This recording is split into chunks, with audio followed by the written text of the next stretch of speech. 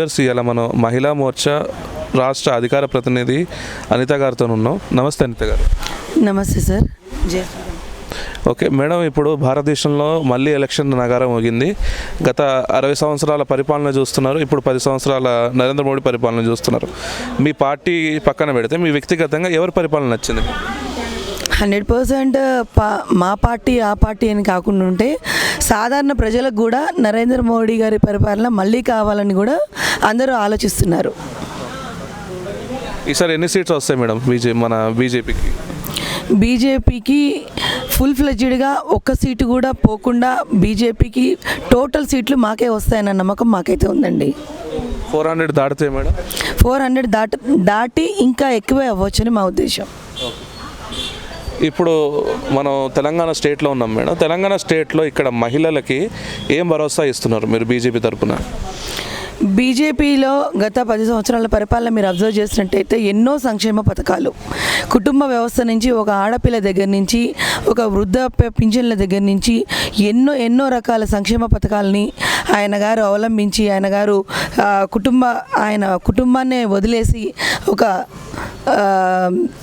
దేశం కోసం ఆయన ఎన్ని త్యాగాలు చేశారు. ఒక ఆర్టికల్ రద్దు చేశారు, 3 తలాకా రద్దు చేశారు, ఎన్నో బెనిఫిట్స్ లబ్ధిదారులకి ఇది చేశారు, ఎన్నో పథకాలు, బ్యాంక్ లోన్స్, ముద్రా లోన్స్, మహిళా సాధికారత మెయిన్గా మేము మాట్లాడాల్సింది 33% రిజర్వేషన్ కల్పించారు.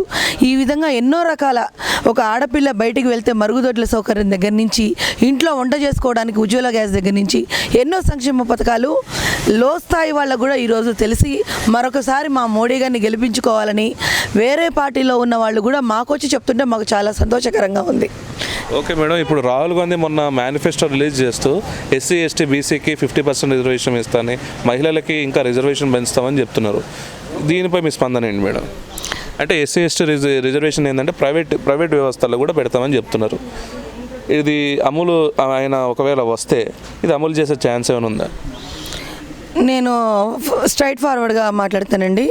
ఒక అమూల్ బేబీ, ఒక చాక్లెట్ తినే పిల్లాడు మేనిఫెస్టో రిలీజ్ చేస్తే ఎలా ఉంటుందో రాహుల్ గాంధీ గారు మేనిఫెస్టో రిలీజ్ చేస్తే అలా అనిపించింది. 33% రిజర్వేషన్ చేసి ఆడవాళ్ళకి సంక్షేమ పథకాలు పొంది లబ్ధిదారులు పొంది నెక్స్ట్ టర్మ్కి కూడా ఇంకా మా మేనిఫెస్టో మీరు అబ్జర్వ్ చేస్తే చాలా రకాల సంక్షేమ పథకాలు మేము రిలీజ్ చేస్తున్నాము. ఆయన అమూల్ బేబీ, చాక్లెట్ బేబీ పూర్తి అవగాహన రాహిత్యం వల్ల ఆయన మేనిఫెస్టోలో మీరు అబ్జర్వ్ చేసి ఉంటే ఆయన ఏ పథకాలు ఏ విధంగా పెట్టారు, ఎస్సీ ఎస్టీలకి ఇప్పటి వరకు నరేంద్ర మోడీ గారు ఎన్ని రకాల రిజర్వేషన్లు కల్పించారో మీకు అందరికీ తెలిసిన విషయమే. ఇంకా కూడా నెక్స్ట్ టైం గవర్నమెంట్ ఫామ్ చేస్తే మా మేనిఫెస్టోలో ఎన్ని ఉన్నాయో అవన్నీ కాపీ కొట్టి చాక్లెట్ తినే పిల్లాడిలాగా ఒక అమూల్ బేబీ లాగా చెప్పినట్టుగా ఉంది వాళ్ళ మేనిఫెస్టో. ఇదైతే నేను స్ట్రైట్ ఫార్వర్డ్గా చెప్పదలుచుకున్నాను. అయితే మీరు అమూల్ బేబీ అంటున్నారు, ఆయన ప్రధాన ఆయన చెప్పుకున్నారు, జోడ యాత్ర న్యాయయాత్రలు చేస్తున్నారు కదా. ఏమండి, ఒక చెట్టు కింద కూర్చొని ఈ చెట్టు నేనే నాటాను అంటే దానికి నీళ్లు పోసే వాళ్ళు ఎవరున్నారు, విత్తనం వేసిన వాళ్ళు ఎవరున్నారు, ఆ ఫలాలు పొందే వాళ్ళు ఎవరున్నారు, మొత్తం దేశం అంతా చూస్తోంది. 10 సంవత్సరాల నుంచి ఏ విధంగా నరేంద్ర మోడీ గారు ఎన్ని రకాల పథకాలను రచించి ఎంత స్వయం కృషిగా పైకి తీసుకొచ్చారన్న విషయం ప్రతి ఒక్కరికి తెలుసు. ఈయన వచ్చి నేను ప్రధానిని అవుతాను, మా అమ్మగారిని ప్రధానిని చేస్తాను అనగానే ప్రజలేమీ చేతులు ముడుచుకొని కూర్చోలేరు. ఈరోజు ప్రజలు చైతన్యవంతులుగా ఉన్నారు, ప్రజలు చైతన్యవంతులు అవుతున్నారు, ఆలోచన విధానం పెరిగింది. ఒక డిజిటల్ సిస్టమ్ కానీ వేరే విధానం కానీ అన్ని విధానాలు పెరిగినాయి కాబట్టి వాళ్ళకి పూర్తి అవగాహన ఉంది. ఎవరు మోడీజీ గారు అయితేనే మరొకసారి ఈ కాశ్మీర్ని ఎలా అయితే మనం ఆర్టికల్ తీసుకొని మన దేశంలో కలుపుకున్నామో మిగతా అన్నీ కూడా చిన్న అయోధ్య రాముడి దగ్గర నుంచి ఇప్పుడు కృష్ణ మందిరం దగ్గర నుంచి మరోసారి కృష్ణ మందిరాన్ని చూడాలి అనుకుంటే అమూల్ బేబీ గారిని పక్కన పెట్టి మన మోడీజీ గారు ఏం చేస్తున్నారో ఆ సంక్షేమ పథకాలన్నీ కూడా మనం చెప్పి ప్రజల్లోకి తీసుకెళ్లాల్సిన అవసరం ఎంతైనా ఉందండి. ద్వారకా కూడా నిర్మాణం చేస్తారంటారు? తప్పకుండా 100%. ఇప్పటికే రాముడిని ప్రతిష్ఠించి మన భారతదేశాన్ని ఒక రక్షణ భాగంలో పెట్టుకున్నాము. నెక్స్ట్ టైం రామ మందిరం కాదు, కృష్ణ మందిరాన్ని కూడా నిర్మించే దిశగా మేము ప్రయత్నిస్తామని మోడీజీ గారు వాగ్దానం చేశారు. ఓకే, ఇప్పుడు తెలంగాణకు వచ్చేసరికి 100 రోజుల పరిపాలన రేవంత్ రెడ్డి గారి పరిపాలన ఎలా ఉంది మేడం? అట్టర్ ఫ్లాప్ అయిందండి.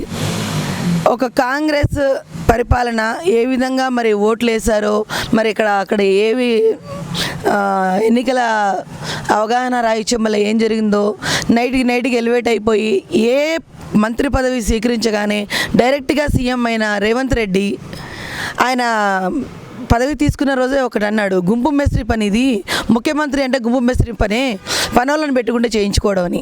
అందులోనే మీకు అర్థమైపోతుంది ఒక ముఖ్యమంత్రి పదవిని ఆయన గుంపు మేస్త్రి పదవితో పోల్చాడు. దీన్ని బట్టి అర్థమవుతుంది 100 రోజుల్లో ఆయన పెట్టిన పథకాలు ఏంటి.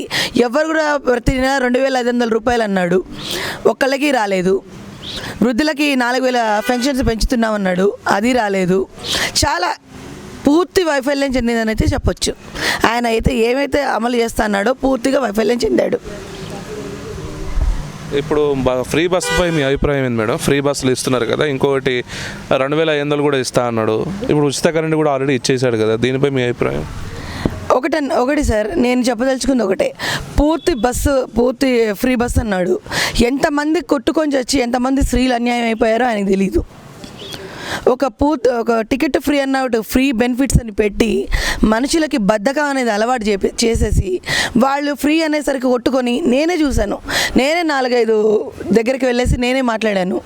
బస్సు ఎక్కలేక బస్సు నిండిపోయి ఆడ కింద పడిపోయి జనాలు ఎన్నో రకాల ఇబ్బందులకు గురవుతున్నారు. ఇంకోటి మీరు అడిగారు ఉచిత 2,500 ఇప్పటి వరకు ఒక్కళ్ళు కూడా బెనిఫిషియర్స్ లేరు. ఇది 100% ష్యూర్ అండి.